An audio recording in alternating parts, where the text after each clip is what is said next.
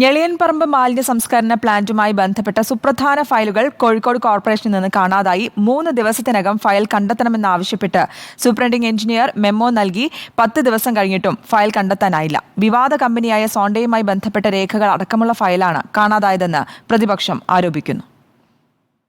Corporation engineering വിഭാഗത്തിൽ നിന്ന് ഞെളിയൻപറമ്പുമായി ബന്ധപ്പെട്ട ഫയൽ കാണാനില്ലെന്ന് കാണിച്ച് ഇക്കഴിഞ്ഞ മെയ് 27-നാണ് കോർപ്പറേഷൻ സൂപ്രണ്ടിംഗ് എഞ്ചിനീയർ ഓഫീസിലെ വകുപ്പ് മേധാവികൾക്ക് മെമ്മോ നൽകിയത്. സൂപ്രണ്ടിംഗ് എഞ്ചിനീയർ നൽകിയ മെമ്മോയുടെ കോപ്പി റിപ്പോർട്ടറിന് ലഭിച്ചു. മെമ്മോ നൽകി 10 ദിവസം കഴിഞ്ഞിട്ടും ഫയലുകൾ കണ്ടെത്താനാവാതായതോടെ ഗുരുതര ആരോപണമുയർത്തുകയാണ് UDF.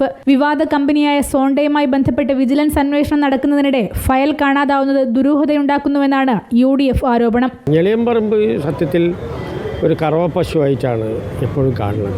ഞെളിയൻപറമ്പിൽ നിരന്തരമായ ഫണ്ടിങ്, ഒരുപാട് പദ്ധതികളുടെ പേരിൽ വിവാദങ്ങളും ഒക്കെ നടക്കുകയാണ്. കഴിഞ്ഞ 4 വർഷം സോണ്ട ഇൻഫ്രാടെക് കമ്പനിയുമായിട്ട് കരാറിലും ആ കരാറ് പ്രകാരം ഒരു തീരുമാനവും ഒരു നടപടിക്രമവും പൂർത്തീകരിക്കാതെ അവസാനം ഈ അടുത്ത കാലത്തായിട്ട് ഈ സോണ്ടയെ ഒഴിവാക്കേണ്ടി വന്നു. കഴിഞ്ഞ 28-ന് നടന്ന കൗൺസിൽ യോഗത്തിൽ ഞെളിയൻപറമ്പ് പ്രശ്നത്തിൽ വിവാദവും ചർച്ചയും നടന്നിരുന്നു. എന്നാൽ സെക്രട്ടറിയും സൂപ്രണ്ടിംഗ് എഞ്ചിനീയറും കൗൺസിലിൽ നിന്ന് മാറി നിന്നതിലും ദുരൂഹത ആരോപിക്കുകയാണ് UDF. റിപ്പോർട്ടർ, കോഴിക്കോട്.